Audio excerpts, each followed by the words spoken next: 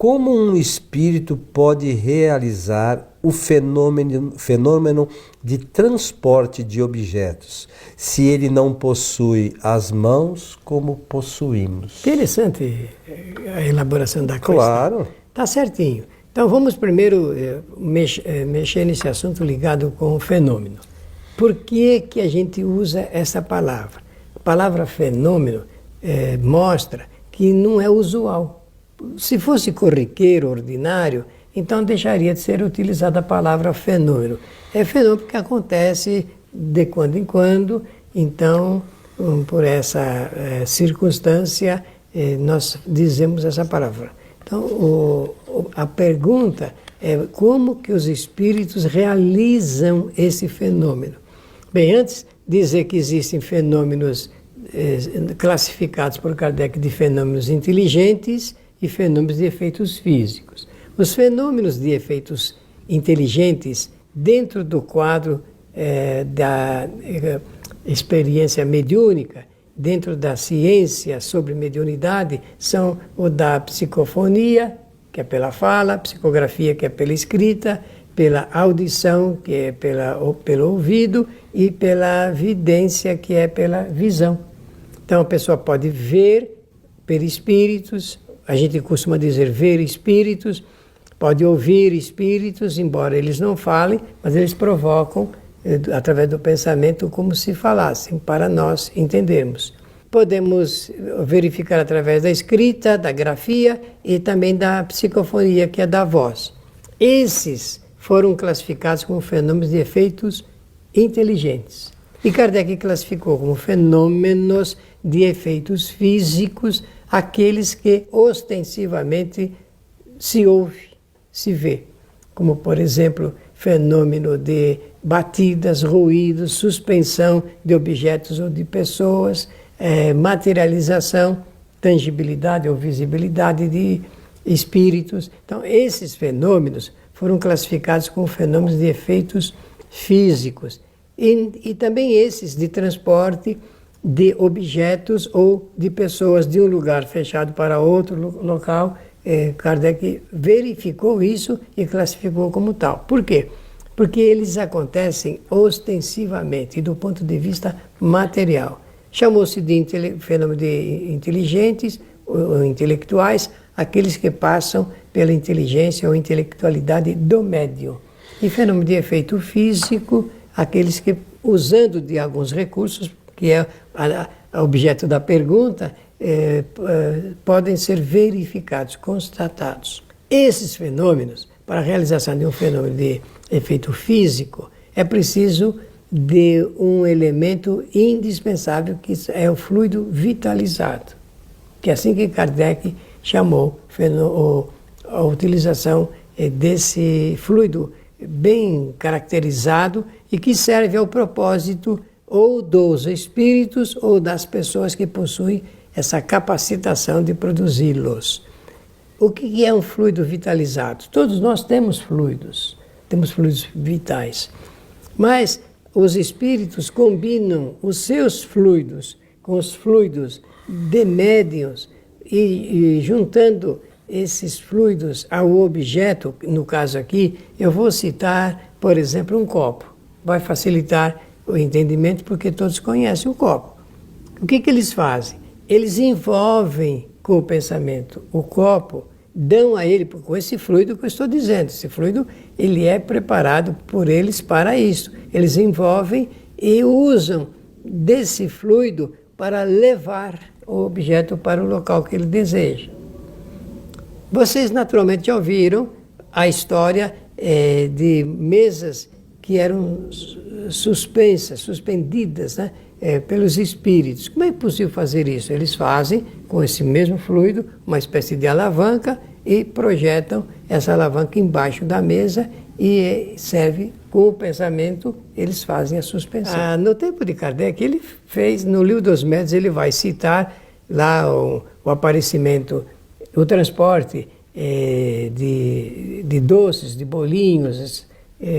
É claro que o espírito, nesse caso, retirou de algum lugar. E Kardec questiona isso, mas para fazer isso, ele subtraiu de algum lugar, tirou de algum lugar. Claro, causou um certo prejuízo. Aliás, tem muita gente que perde coisas assim, perde porque essas coisas são retiradas pelos espíritos.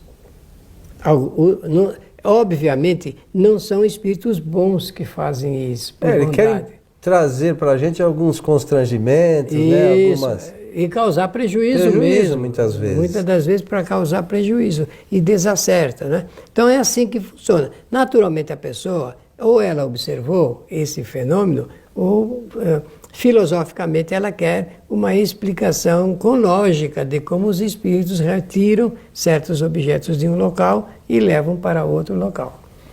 E isso acontece com maior frequência do que a gente imagina, né, Milton? É por isso que eu falei que os espíritos, como vivem em nosso meio, eles procuram ou nos ajudar. Tem aqueles que até trazem objetos de outros locais. Eu realmente presenciei, há muitos anos atrás, o fenômeno com essa natureza. Não vou citar aqui os nomes nem do médium, por medida de cautela e ética também. Então, nós precisamos compreender a vida com um pouco mais de cuidado para entender que essas coisas, conforme diz Antônio Coelho Filho, são naturais. Só que não entendendo que são naturais, nós causamos até certos distúrbios emocionais entre as pessoas por não compreender que isso está dentro das possibilidades espirituais. E um fato importante que você menciona aqui no nosso programa com frequência, eu sei que você menciona nas suas palestras, porque muitas das vezes a gente está junto, é uma questão extremamente importante, que eu entendo, posso estar enganado, né? Mas eu acho, é que a gente tem que entender que o espírito, essa coisa, o ser inteligente, é o espírito que detém a inteligência, a vontade e o pensamento. É o espírito. Não é o encarnado, né? Porque o espírito ele não se localiza no corpo. Tanto que quando a gente sabe, por exemplo, que a gente dorme e o nosso espírito vai por aí afora. Ele está no corpo? É claro que não. Ele tem uma ligação fluídica, vai, se acontece alguma coisa para o corpo, ele volta. Mas essas três faculdades, né, inteligência, vontade e o pensamento, são atributos do espírito e não da matéria. É isso, seu Milton? Você que fala isso com propriedade. Não, eu gosto de mencionar, porque como se trata de uma lei natural, está dentro desse quadro de proposta de vida do próprio Criador, o Criador, Deus, dotou o espírito dessas qualidades para que hoje a gente pode usar a expressão ferramentas de trabalho do espírito para que ele produza a sua evolução. A nossa evolução é produzida e evoluir significa aumentar cada vez mais o volume do conhecimento através das experiências.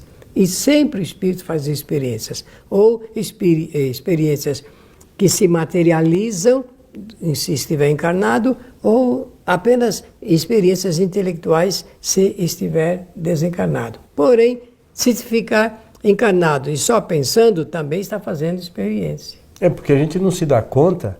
Quantos pensamentos, você que lembra disso, nós temos uma quantidade gigantesca de pensamentos diários e não é estatística do espiritismo. Não, isso é uma agência científica. Sim, já existe na internet, qualquer pessoa pode encontrar dados comparativos com esses resultados. Isso é uma coisa muito surpreendente.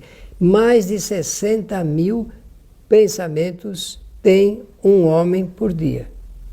A gente não imagina isso. Não, né? Nós nunca paramos para pensar a respeito disso. Sabe por que a gente não para, Milton? Porque a gente pensa ininterruptamente e a gente não dá conta disso, verdade, né? Isso é verdadeiro, porque, e olha, tem gente que atropela os pensamentos, inclusive. No fundo, a gente tem que aprender a ordenar o pensamento. Olha, a palavra ordenar significa dar ordem para o pensamento. Se nós fizermos isso, a nossa vida, nós sofreremos menos, porque nós teremos uma vida mais apaziguada. E como o pensamento acelerado, esse é o mal do século. Seu mal é a criança, o jovem e o adulto, o velho, estão com o pensamento acelerado e isso está trazendo um distúrbio muito grande para as pessoas. As pessoas estão sofrendo terrivelmente por causa disso. E nós temos que aprender a ordenar o pensamento. E é preciso que nós aprendamos que isso é uma espécie de vacina preventiva contra um grande mal, que o mal do espírito não pensar corretamente. Se o homem aprender a pensar corretamente, ele vai melhorar a qualidade da sua vida, não tenha dúvida. Não vai querer coisas mais do que precisa, não vai se surpreender com nada, vai tudo ver tudo com naturalidade, vai aguardar o tempo certo dos acontecimentos. Nós aguardamos com serenidade? Não, nós somos muito ansiosos. Nós estamos fugindo um pouquinho do tema, mas vale a pena dizer que nós precisamos diminuir a quantidade da nossa ansiedade. É algo para...